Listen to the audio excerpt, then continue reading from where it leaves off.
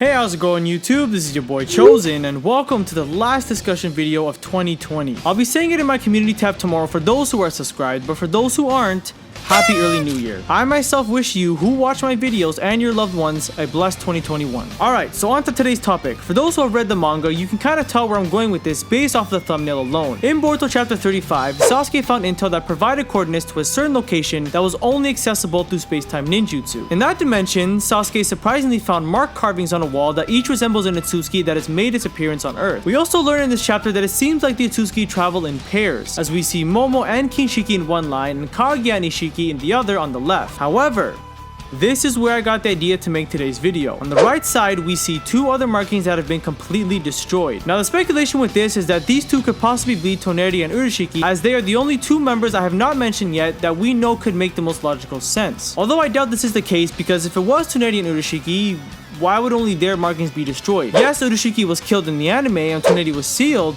but with that logic, shouldn't Kaguya's be destroyed as well? And if you were to say, well, Kaguya wasn't technically killed, she was sealed, okay, so was Toneri. Got his ass locked up for years, he ain't going nowhere either. Not to mention Momoshiki and Kinshiki, both of them are dead, for now, at least, and their markings aren't destroyed either. I highly doubt Kodachi added this in just to not touch on it in the future. If this was really Urushiki and Toneri, it would have most likely already stated that it was them two. What would be the reason for the mystery if it turns out to just be Urushiki and Toneri anyways? Now, one theory I happened to catch a glance at is the possibility of one of these members being Code, which as of right now is the most obscure card member to date, as we have no knowledge of this character whatsoever. The biggest flaw with this is if this was the case, why didn't Isshiki just use Code as a sacrifice for the divine tree? Sure, Isshiki still needed Kawaki, because remember, he already implanted the seal in Jigen, so that if anything were to happen to him, he'd come back through him. The problem is that Jigen isn't a perfect vessel like Kawaki, so regardless if Code was an Otsutsuki or not, he'd still need Kawaki at the end of the day. But he wouldn't need to worry about Boruto or Momoshiki because he would already been having a sacrifice in Code. So I'm 99.9% sure that Code is not an Otsutsuki. And I'm pretty sure everyone in Kara besides Jigen was created or modified by a Mado. I doubt an Otsutsuki would need to modify its body as they are already considered to be gods. So with the theory of the two unknown members being Urushiki and Toneri, or one of them possibly being Code out of the way, the big question is, who are these two members? Unfortunately,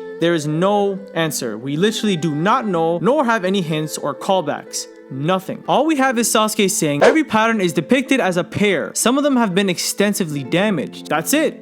That's literally it. The most we can do as a community is theorize on who these two members could possibly be. And with the death of Isshiki Otsutsuki, there are some things we can tie into these destroyed markings that could possibly make sense. So after the death of Isshiki, the question on everyone's mind is, how does Kawaki get back the Karma Seal? Last week I made a video discussing if a theory about Kawaki not being the one who destroyed Konoha, but instead trying to save it could be true. And in that video, I stated that what took place in chapter 1 or episode 1 could have been misdirection to throw us, the audience, off what actually happened, or what is going to happen that builds up to that moment. I stated that it could be Boruto who instead goes rogue, and Kawaki is the one who stays in Konoha, continuously learning what it means to not just be a shinobi, but a human being. It'd practically be like both their lives switched, and eventually, Boruto being the one who attacks Konoha, controlled by Momoshiki. Hence Momo's words to Boruto before placing the Karma Seal on him. But before all that, we need to know how Kawaki ended up getting that Karma Seal. With Momo, Kinshiki, Kaguya, Isshiki, and Urushiki dead, the only two possible ways this could make sense is if one, all of these Otsutsuki clan members get revived somehow and Isshiki tracks down Kawaki and places it on him, which to be honest would need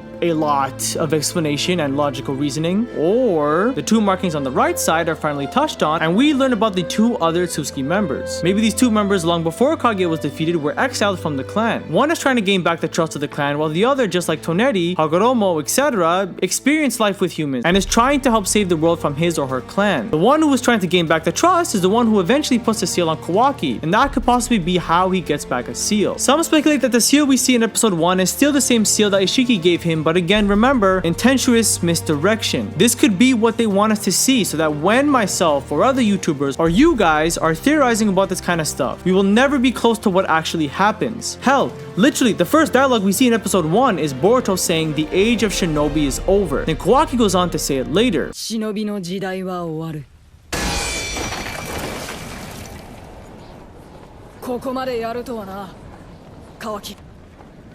忍びの時代は This could be foreshadowing or a hint of what's to actually come. What would be the point of Boruto stating it in the episode? If Kawaki mentions it later, then why emphasize on this and have the line speak twice? Now I know I was kind of just guessing with the backstory of the two unknown members, but the point isn't to predict their backstory. The point is to debate whether there are actually more members, and I do strongly feel like these two unknown members could possibly be something bigger in the time skip. As for who they are, it's too early for me to really guess. It could be anyone or anything. I don't know, but I do stand my claim that not only these two will play a role in the future, but the theory that Kawaki is the one who ends up staying in Konoha, and Boruto is the one who eventually leaves out of fear from hurting people, like he stated in chapter 49. And that is going to cover today's video. I'd love to know your guys' opinion on what theory you have on the right side markings on the wall. Do you think these are members, or do you stand by the claim that these two may be Toneri and Urashiki? Again, Happy New Year everyone, and I'll catch you on the next one.